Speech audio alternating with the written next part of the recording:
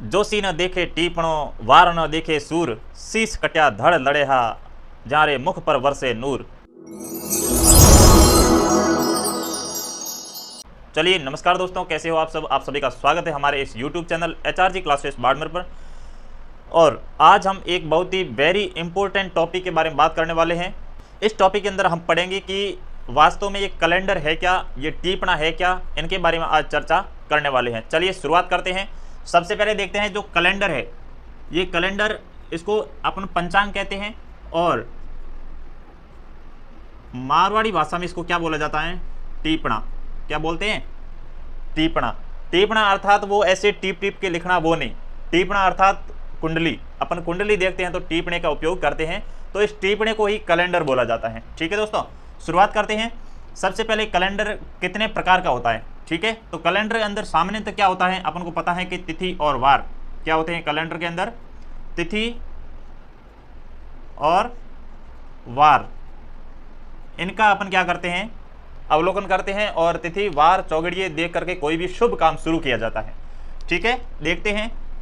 सबसे पहला है ग्रेगोरियन कैलेंडर। कौन सा है, ग्रेगोरियन कैलेंडर। इसको अंग्रेजी कैलेंडर के नाम से भी जाना जाता है। जो ग्रेगोरियन कैलेंडर है उसको क्या बोलते हैं, अंग्रेजी कैलेंडर। और ये अंतर्राष्ट्रीय मान्यता प्राप्त है, अर्थात पूरे विश्व के अंदर ये ग्रेगोरियन कैलेंडर ही चलता है। और इसकी अवधि शुरुआत होती है 1 जनवरी से 31 दिसंबर तक चलती है। ठीक है दोस्तों, कुल 12 महीने होते हैं। कौन कौन से, जनवरी, फरवरी, मार्च, अप्रैल, मई, जून, जुलाई, अगस्त, सितंबर, अक्टूबर, नवंबर और दिसंबर, ये कुल 12 महीने होते हैं कौन से, ग्रेगोरियन कैलेंडर के अंदर।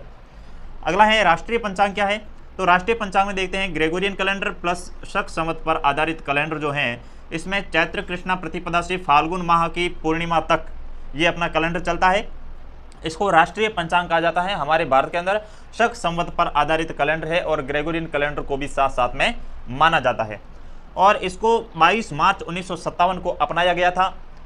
और इस दिन क्या माना जाता है, शक संवत की क्या हुई थी, शुरुआत हुई थी। तो इस शक संवत का प्रारंभ कब हुआ था, 22 मार्च को चैत्र कृष्णा प्रतिपदा मानी जाती है। शक संवत मानते हैं कि कुषाण शासक थे कनिष्क, इनके काल में शुरू हुआ था सन 78 ईस्वी के अंदर। ठीक है दोस्तों, अर्थात अपन 78 वर्ष पीछे मानते हैं ग्रेगोरियन या ईस्वी सन से। ईस्वी सन जो है उससे जो शक संवत है वो कितना, 78 वर्ष पीछे की तरफ चलता है। तो 78 वर्ष क्या करेंगे, अर्थात इसका मतलब क्या, 2022 ईस्वी सन चल रहा है और अपना जो शक संवत है वो कौन सा है, 78 वर्ष पीछे कर लीजिए, अपना कौन सा आ जाएगा। अब 2022 में से 78 माइनस कर लेंगे तो अपना कौन सा आ जाएगा, शक संवत आ जाएगा। ठीक है दोस्तों, इसके बाद अगला है विक्रम संवत। विक्रम संवत का प्रारंभ जो है राजा विक्रमादित्य के नाम पर हुआ था, ये अपन को पता है। और प्रारंभ जो हुआ था वो 57 ईस्वी पूर्व में हुआ था, अर्थात ईस्वी सन से भी पहले का है। क्या है, पहले का। तो इसमें 57 वर्ष आगे चलता है। क्या ये 57 वर्ष आगे चलता है। जब 1 ईस्वी थी तो ये 57 जो है ईसा पूर्व या विक्रम संवत कौन सा था, 57 था। अर्थात 1 से मतलब 57 आगे चलता है। ईस्वी सन से 57 वर्ष आगे अपन क्या करते हैं, इसमें जोड़ देते हैं।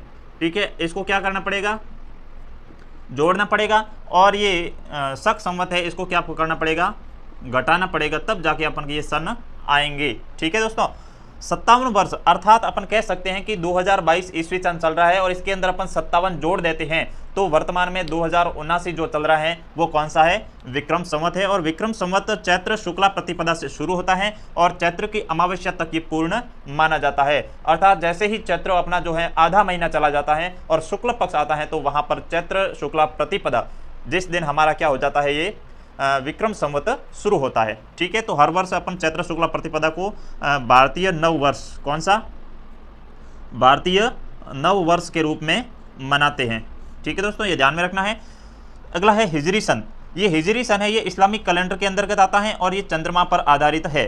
ठीक है दोस्तों, प्रारंभ हुआ था 16 जुलाई 622 ईस्वी को, 16 जुलाई 622 ईस्वी को। इस दिन क्या हुआ था कि पैगंबर जो हैं, पैगंबर हजरत मोहम्मद ये क्या गए थे, मक्का गए थे। कहाँ गए थे, मक्का।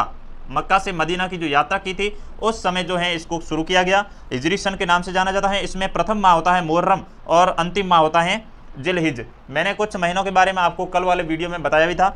इसके बाद इसके अंदर कितने होते हैं, जैसे 360 या कम दिन होते हैं। जैसे अपना जो होता है उसके अंदर कितने होते हैं, राष्ट्रीय पंचांग में 365 दिन होते हैं। परंतु इस हिजरी सन के अंदर कितने होते हैं? 360 दिन या इससे भी कम दिन हो सकते हैं, जैसे 354 है, 355 है, इतने दिन होते हैं। ये चंद्रमा की कलाओं पर आधारित है, तो चंद्रमा पर आधारित है पूरी तरह से कैलेंडर। कौन सा? हिजरी सन वाला। ठीक है, ये हो गया अपना कैलेंडर। कैलेंडर कौन कौन से हैं, अपन कोई भी कैलेंडर में कौन सा तिथि और वार कैसे निकालें, तो इसके लिए अपन को ये बहुत ही बेनिफिट रहेगा। इसमें घटाना और जोड़ना ये अपन को ध्यान में रखना है, तब विक्रम संवत और शक संवत निकल के आ जाएगा। इसके बाद देखते हैं कुछ महत्वपूर्ण तथ्य हैं जो राजस्थान की संस्कृति से जुड़े हुए हैं और फैक्ट है जो अपन को ध्यान में होने बहुत ही जरूरी है। इनमें से प्रश्न बिल्कुल पूछे जाते हैं। तो सबसे पहला है जैसलमेर का। तो जैसलमेर के बारे में तथ्य है कि इसके यहाँ की जो गणगौर है, तो गणगौर कब मनाई जाती है? मैंने आपको बता दिया था, चैत्र शुक्ला तृतीया को क्या मनाई जाती है? गणगौर। तो यहाँ पर जैसलमेर के अंदर जो गणगौर मनाई जाती है वो केवल गवर की पूजा होती है, ईश्वर की पूजा नहीं होती है। वैसे तो गवर और ईश्वर दोनों की पूजा होती है गणगौर में, परंतु यहाँ पर ये तथ्य यह है कि यहाँ पर केवल और केवल किसकी पूजा होती है? जैसलमेर में गवर की पूजा होती है, ईश्वर की पूजा नहीं होती है। और यहाँ पर सवारी जो है तीज की बजाय कब निकाली जाती है? चैत्र शुक्ला चतुर्थी को निकाली जाती है, ये ध्यान में रखना, वेरी इंपॉर्टेंट। और राजस्थान में सर्वाधिक गीतों वाला त्यौहार कौन सा है? वो है गणगौर। ठीक है दोस्तों, ये ध्यान रखना है। इसके बाद अपन देखते हैं महाकुंभ। महाकुंभ क्या है? ये अपन हर बार सुनते हैं, कुंभ के मेले का आयोजन होता है, ये भी पता है, परंतु कुंभ है क्या वास्तविक में, इसके बारे में अपन जानते हैं। तो प्रति 12 वर्ष के बाद में जो मेला भरता है, प्रति 12 वर्ष बाद मेला भरता है, उसको बोलते हैं महाकुंभ। और जब 6 वर्ष के बाद में मेला भर जाता है तो उसको बोलते हैं अर्धकुंभ, अर्थात आधा कुंभ। और अपने राजस्थान के अंदर हर 6 वर्ष बाद क्या भरता है? मेला भरता है। ठीक है, तो मेले भरता है उसको अर्धकुंभ बोलते हैं। कहाँ पर भरता है? सुइया मेला जो चौटन के अंदर भरता है उसको राजस्थान का अर्धकुंभ के नाम से भी जाना जाता है। और भारत के अंदर कहाँ कहाँ महाकुंभ का मेले का आयोजन होता है? तो सबसे पहला है हरिद्वार, प्रयाग, उज्जैन और नासिक। कुल 4 जगह ऐसी हैं जहां पर प्रति 12 वर्ष में मेला भरता है, जिसको क्या बोलते हैं? महाकुंभ। ठीक है दोस्तों, ये ध्यान रखना है दोस्तों। इसके बाद देखते हैं 21वीं सदी का जो प्रथम महाकुंभ है वो कहां पर आयोजित हुआ था? नासिक के अंदर आयोजित हुआ था। नासिक कहां है दोस्तों? ये मेरे को आपको बताना है, ये है महाराष्ट्र में। ठीक है, इसके बाद देखते हैं कि मेवाड़ में होली पर क्या खेला जाता है? गैर। क्या खेला जाता है? गैर। परंतु आदिवासी जो है वो कौन सा खेल खेलते हैं? भगोरिया खेल खेला जाता है। इसके बाद अपन मकर संक्रांति के बारे में तथ्य क्या है ये देख लेते हैं। मकर संक्रांति जो है कब मनाई जाती है ये आप मेरे को कमेंट बॉक्स में लिख करके जरूर बताएंगे। और मैं बता देता हूं कि असम में इसको जो है भोगली बिहू के नाम से जाना जाता है और तमिलनाडु के अंदर मकर संक्रांति को पोंगल के रूप में माना जाता है। जयपुर और कोटा में पतंगबाजी की जाती है। नवरात्र जो है वो किस प्रकार के होते हैं? नवरात्र के बारे में भी अपन थोड़ी चर्चा कर लेते हैं। तो नवरात्र जो है उसको 2 प्रकार के होते हैं, वासंतीय और शारदीय। वासंतीय नवरात्र जो होते हैं वो चैत्र शुक्ला प्रतिपदा से शुरू होकर के चैत्र शुक्ला नवमी तक चलते हैं, और शारदीय जो होते हैं वो आश्विन शुक्ला प्रतिपदा से नवमी तक चलते हैं। अर्थात चैत्र में आने वाले वासंतीय और आश्विन में आने वाले नवरात्र जो होते हैं वो क्या कहलाते हैं? शारदीय नवरात्र। अब देखते हैं कुछ महीने हैं जो कौन से अंग्रेजी महीनों के अंदर आते हैं। चैत्र है, ये मार्च और अप्रैल में आता है। वैशाख अप्रैल मई में। ज्येष्ठ मई जून में। आषाढ़ जून जुलाई में। श्रावण जुलाई अगस्त में। भाद्रपद अगस्त सितंबर में। आश्विन सितंबर अक्टूबर में। कार्तिक अक्टूबर नवंबर में। मार्गशीर्ष नवंबर दिसंबर में। पोष दिसंबर जनवरी में। माघ जनवरी फरवरी में। फाल्गुन फरवरी और मार्च में। इस तरह से अपने ये जो आते हैं, आप वीडियो को पॉज करके बीच में आसानी से धीरे धीरे याद कर सकते हैं। और आज के टॉपिक में अपना इतना ही। हमने बता दिया है कि कैलेंडर क्या होता है, पंचांग क्या होता है और कुछ महत्वपूर्ण तथ्य जो आपको परीक्षा की दृष्टि से बहुत ही इंपॉर्टेंट है। इसके बारे में अगर आप स्क्रीनशॉट लेना चाहते हैं तो भी आप स्क्रीनशॉट इनका ले सकते हैं। मिलते हैं अगले वीडियो में, तब तक के लिए धन्यवाद, थैंक यू, बहुत बहुत आभार आपका। आपने इस यूट्यूब चैनल को अभी तक सब्सक्राइब नहीं किया है तो सब्सक्राइब कर लें, वीडियो को शेयर कर दें, लाइक कर दें। अगर आप सब्सक्राइब और लाइक शेयर करते हैं तो मेरा हौसला दोस्तों बढ़ जाता है और मैं आपके लिए अच्छा से अच्छा कंटेंट लेके आ जाता हूं। तब तक के लिए धन्यवाद, राम राम, जय हिंद, जय भारत, सलाम।